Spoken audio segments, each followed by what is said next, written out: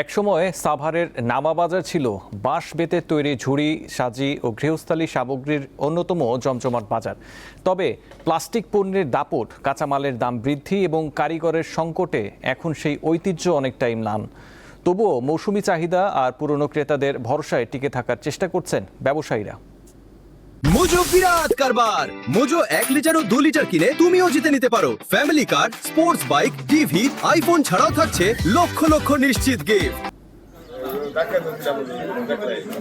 বাঁশ ও বেতের তৈরি জিনিসপত্র একসময় বাংলাদেশের ঘরে ঘরে এই জিনিসপত্রগুলো ব্যবহার হলেও কালের পরিক্রমায় আধুনিক সভ্যতার কারণে এর বিকল্প প্লাস্টিক এবং মেলামাইনের জিনিসপত্র তৈরি হয়, কিন্তু এর চাহিদা কমেছে এবং উৎপাদনও কমেছে। এবং সেই সাথে গ্রাম অঞ্চলে যে খেজুর গাছ এবং তাল গাছের যে থেকে তৈরি যে শীতল পাটি এবং খেজুরের পাটি, সেগুলো কিন্তু কমেছে আস্তে আস্তে। তো সেই ব্যবসার সাথে যারা এখনও সাভার নামাবাজারে জড়িত রয়েছে তাদের কথাগুলো আমি শুনবো।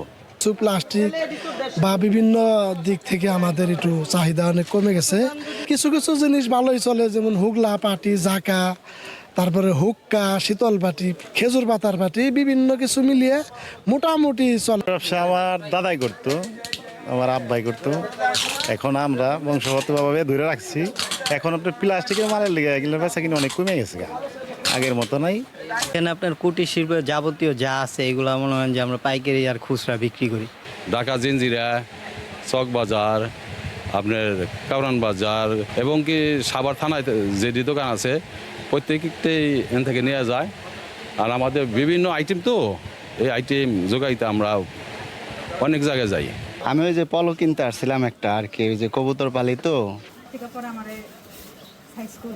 প্রচলিত গানের যেটি হাত পাকার বাতাসে প্রাণ জুড়িয়ে আসে, সেই প্রাণ জুড়ালো কিন্তু এখন যারা এই ব্যবসার সাথে জড়িয়ে আছে তাদের প্রাণ জুড়াচ্ছে না। এবং তারপরও কিছু কিছু ব্যবসায়ী যারা আছে, এটা কালের পরিক্রমায় তারা এটি হারিয়ে যাওয়া ব্যবসাটিকে ধরে রাখার চেষ্টা করছেন। এম এ হালিম, দীপ্ত সংবাদ, সাভার।